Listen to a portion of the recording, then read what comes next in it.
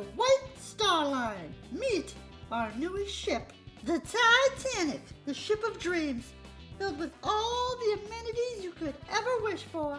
Grand staircases, resort-style lodging, sensual drawings, the heart of the ocean. Oops, never mind, dropped it. Lack of lifeboats, spitting people, and rats in coach. All the rooms also have a built-in swimming pool, sort of. What more could you hope for? Our ship is so big, majestic, also unsinkable. I tested it myself. So come for a ride. What's the worst thing that could happen?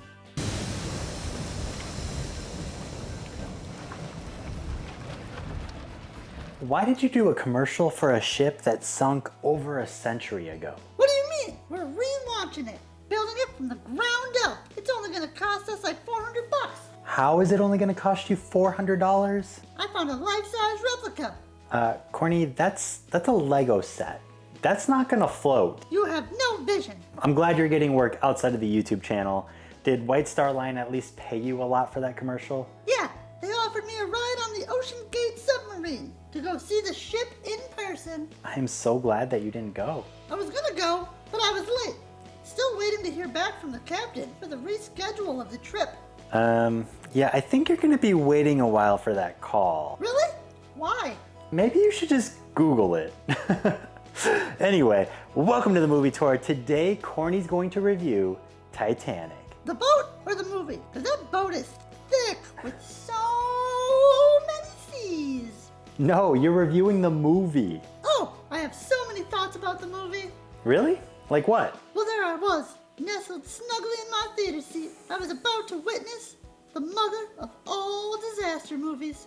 The sinking of the Titanic as the iceberg made its grand entrance. My first thought was, that doesn't look like lettuce at all. So, what else did you like about the movie? Leo's hair was a character all its own. How was it so perfectly coiffed? Corny, I think the word you want to say is coiffed. His hair was perfectly coiffed? No, I think coiffed is right. Okay. Did you like Leo's acting as well? Heck yeah! How did that movie win 11 Academy Awards? But Leo didn't even get a nomination for Best Actor.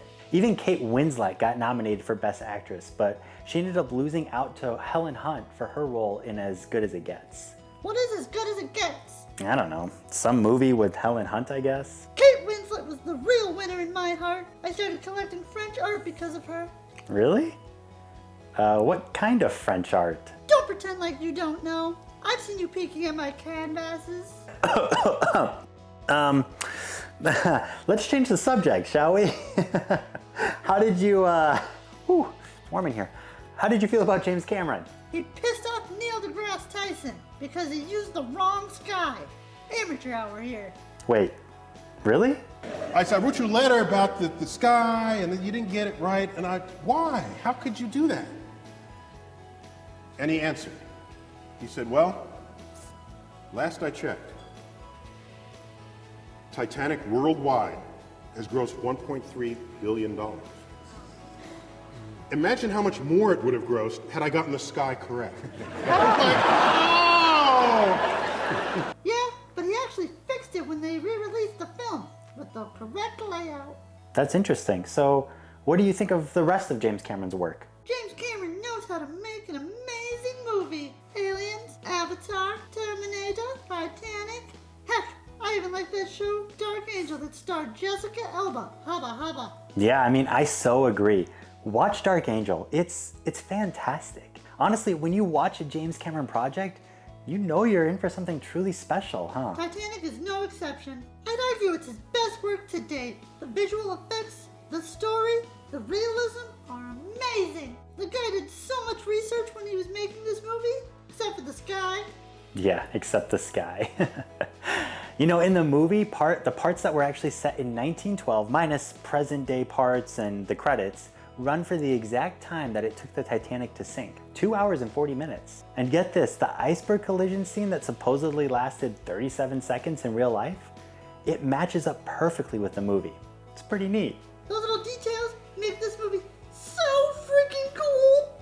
And the world saw the significance of this film, and it became the first ever film to gross over $1 billion. It actually nearly hit $2 billion. Cha-ching!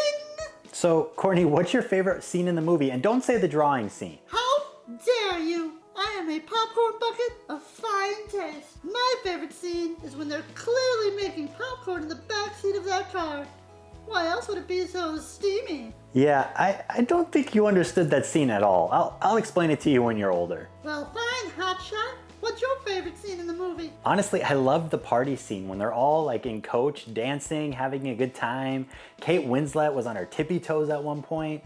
To be honest, that was more horrific to watch than the actual sinking of the ship. Is that on tape 1 or 2? Who watches tape nowadays? I saw a guy on TikTok say it's the only way to watch it. Well, on the other side of the coin, what was your least favorite part of the movie? It's when the violin players are playing at the end.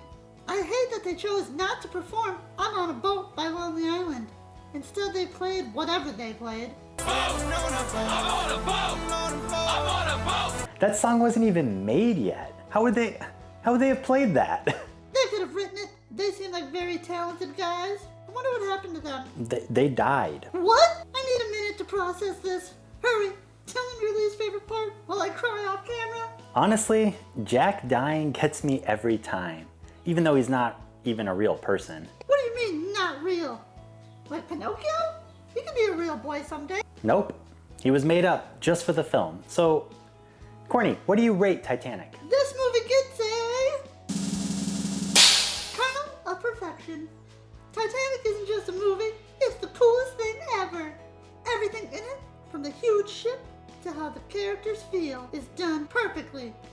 The director, James Cameron, made sure everything looked just like it did in 1912. But when the ship sinks, it's so sad. You can't help but cry.